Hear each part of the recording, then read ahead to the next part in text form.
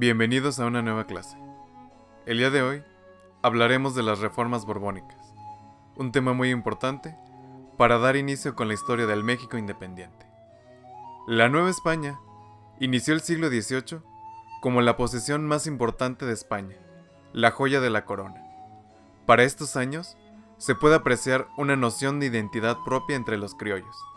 Sabían que su cultura era diferente a la de España y estaban orgullosas de ella. Ese sentimiento regionalista se afianzó gracias a las obras de algunos europeos que demeritaban al continente americano en todos sus sentidos. Decían que América era inferior en recursos naturales y en personas. Afirmaban que los americanos no podían igualar intelectualmente a un europeo. Las respuestas de los novohispanos no se hicieron esperar e inició un movimiento de intelectuales a lo largo de la segunda mitad de ese siglo, en el que buscaron recopilar las mejores obras de los principales autores de la Nueva España a modo de respuesta. Otro factor que ayudó al regionalismo criollo fueron las reformas borbónicas. Las reformas borbónicas fueron cambios administrativos y políticos que impusieron los reyes de la nueva dinastía reinante de España, los Borbones, de origen francés. Las reformas borbónicas estuvieron basadas en las ideas de la Ilustración. Recuerda que la Ilustración fue un movimiento de renovación intelectual, cultural e ideológico que se dio en Europa, sobre todo en Francia en el siglo XVIII. Con la Ilustración se buscó romper definitivamente con las instituciones y la mentalidad del antiguo régimen, es decir, de los gobiernos monárquicos, y la poderosa influencia de la religión. La influencia de la Ilustración se extendió a todas las ramas de la vida humana, desde la filosofía y las ciencias hasta la política. A pesar de que la Ilustración atacaba directamente a los monarcas y su sistema absolutista, muchos reyes europeos tomaron ideas de la Ilustración y las implementaron en sus reinos para modernizarlos. A esto se le conoce como despotismo ilustrado. En España, el déspota ilustrado más sobresaliente fue Carlos III. Durante su reinado, se llevaron a cabo la mayor parte de las reformas que realizaron los Borbones. Aparte de modernizar al imperio, estas reformas buscaron disminuir el poder de la Iglesia y reforzar el del rey. En la Nueva España, estas reformas tenían la finalidad de retomar los hilos del poder de la Nueva España, modernizar las instituciones y mejorar el sistema de captación de impuestos. De manera más exacta, las reformas borbónicas fueron las acciones que emprendieron los monarcas borbones para satisfacer su necesidad de extraer más recursos de las colonias.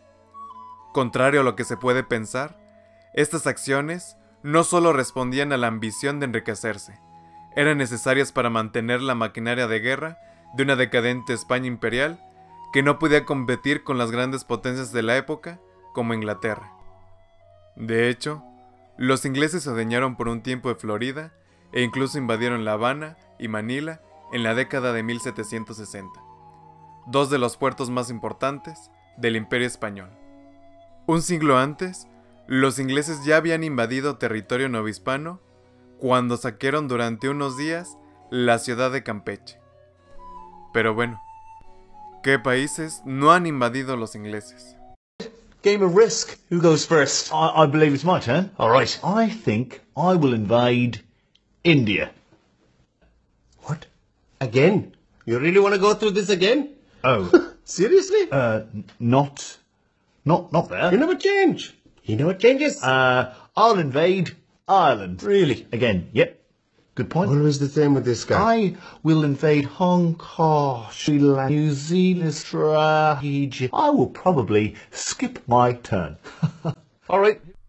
Así, la corona española se dio cuenta que gobernaba un imperio muy grande y muy lejano entre sí, indefendible en el estado en el que estaban las cosas. Por eso, para fortalecer el imperio, realizaron las reformas borbónicas, para sacar la mayor cantidad de dinero en el menor tiempo posible. Pusieron sus ojos principalmente en la Nueva España, que era la colonia más rica y próspera. Para saber cuáles eran las medidas más eficientes y adecuadas para la Nueva España, el rey Carlos III nombró a José de Gálvez, un político experimentado, como visitador de la Nueva España, con el encargo de identificar todo lo que debía ser introducido, eliminado o corregido. Después de 6 años de recorrer toda la Nueva España, algunas de las reformas que promovió José de Gálvez fueron económicas: el aumento de impuestos, el cobro de impuestos a personas exentas hasta el momento, el monopolio de estancos reales, que era el monopolio de la explotación de productos muy redituables como la pólvora, los naipes, el pulque, la sal y el tabaco.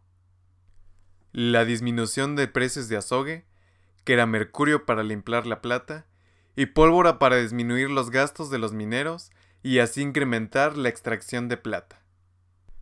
La creación de un tratado de libre comercio, en el que se permitió nuevamente el comercio entre colonias, como la Nueva España y Perú.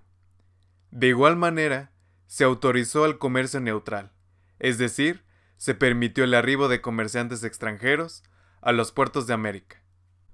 Por supuesto que los ingleses no. Políticas. José de Gálvez promovió la destitución de funcionarios criollos por peninsulares, leales al rey, personas que con seguridad enviarían el dinero necesario al rey de España. También creó una nueva reestructuración territorial de la Nueva España. Se sustituyeron los corregimientos por las intendencias. Esta nueva organización sirvió de base para la formación de los estados del México actual. Sociales. La expulsión de la Orden de los Jesuitas en 1767. A pesar de la gran labor evangelizadora y educativa que los jesuitas realizaron, fueron expulsados de todos los territorios de España. Las razones de su expulsión radican en la educación revolucionaria que daban a sus alumnos, y por obedecer primero al Papa antes que al rey. La expulsión de los jesuitas provocó rebeliones en varias ciudades novohispanas, que fueron sofocadas sangrientamente por José de Gálvez. Gracias a estas medidas, la corona logró lo que buscaba. La economía tuvo un auge sin precedentes en toda la historia virreinal. La minería y la producción de tabaco fueron los principales negocios. Sin embargo, estas reformas encontraron desde su implementación gran resistencia entre los habitantes de la Nueva España. Los novohispanos estaban inconformes por las reformas, por la intervención religiosa por parte del gobierno. Los miembros de la Iglesia eran vistos como seres semidivinos por gran parte de las clases bajas. También porque las reformas afectaban los intereses del virrey y de sus funcionarios, y sobre todo porque los beneficios económicos que se obtuvieron solo beneficiaban al rey.